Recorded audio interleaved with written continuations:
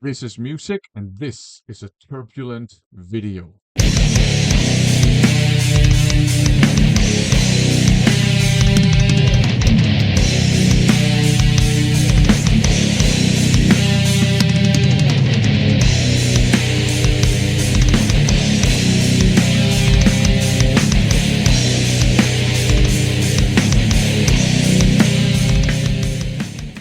Welcome to another First Impressions video. In these videos, I share with you my first impressions of the many blind buys I've picked up lately.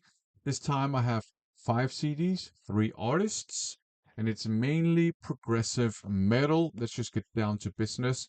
Starting with this one here. So this is Section A, that's the band, and it's called Parallel Lives. So this is a Torben Enevoldsen project. And it is considered a progressive metal band, and this is considered a progressive metal album. And I agree, I think it's progressive metal, but I would say it's more like mildly progressive, in the same way that Operation Mindcrime or Empire are progressive. So, actually quite accessible. Uh, it's a great album. Very heavy guitar tone, a lot of super solid riffs, and just well composed and interesting songs, fantastic vocals, super shreddy guitar solos that kind of fit the music. So it's not like brainless shredding, if you know what I mean. It actually serves a purpose. It fits into the overall vibe of the music. You have the occasional keyboard solo as well, which obviously also adds to the progressive metal vibe. So I think this is actually fantastic. I think this is great stuff. Just tasty modern progressive metal. Definitely worth checking out. I enjoyed it. Then we have this one here, Sacrifice, also Section A. Very similar style, but this one I would say is even less progressive or more mildly progressive, if you know what I mean. Still progressive metal in my opinion, but very similar style, fantastic vocals, excellent guitar solos, the odd fun um, keyboard solo, solid riffs, solidly composed songs, excellent stuff, really enjoyable. So yeah, these two are definitely worth checking out if you like your modern progressive metal. They do have the occasional odd time signature part as well.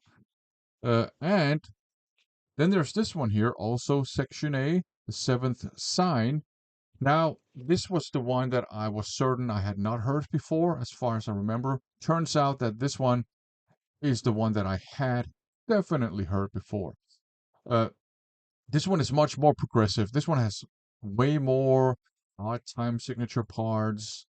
Um, it's more of a challenging listen, but it's still very accessible in no small part due to the fantastic vocals and the solid songwriting.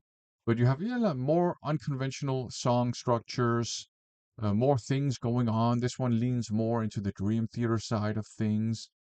So, if you're into that style of progressive metal, this might be more up your alley. I absolutely love this album. I think it's fantastic. I think it's a progressive metal album up there with a lot of the big classics. Definitely worth checking out. So overall, this Section A, if you like your modern progressive metal, Anubis Gate, Communic, Threshold, Arion, Star One Project, all that sort of stuff, Section A is worth checking out. It's actually great stuff.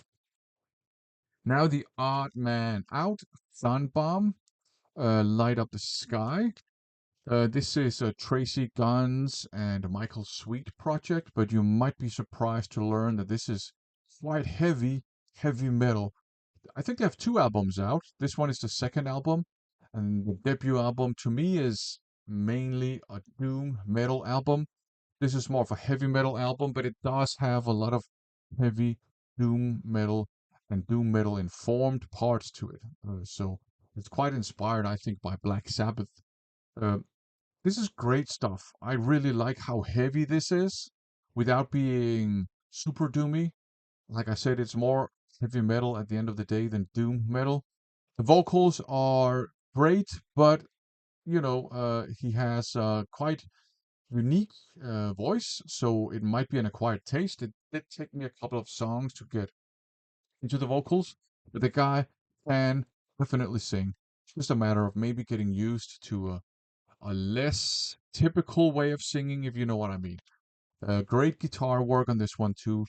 I think maybe if you like stuff like Trouble, this might be worth checking out because it is like this blend of doom metal and traditional heavy metal.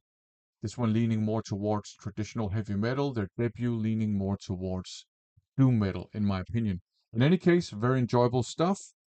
And up last, we have this one here, Turbulence Binary Dream. This is also modern progressive metal, but to my ears, this is very djent informed without being djent. It's just the case that they use a lot of riffs and rhythmical patterns that seem very inspired by djent. So it's quite challenging in that sense, I think, if you're used to just straightforward meat and potatoes rhythms. So I think that's a kind of breath of fresh air to be certain. Although I'm not the biggest fan of djent, this is a little bit more interesting than all out djent is to me because they use, I guess, ironically, given the title of the album, they use more than just two notes on the fretboard.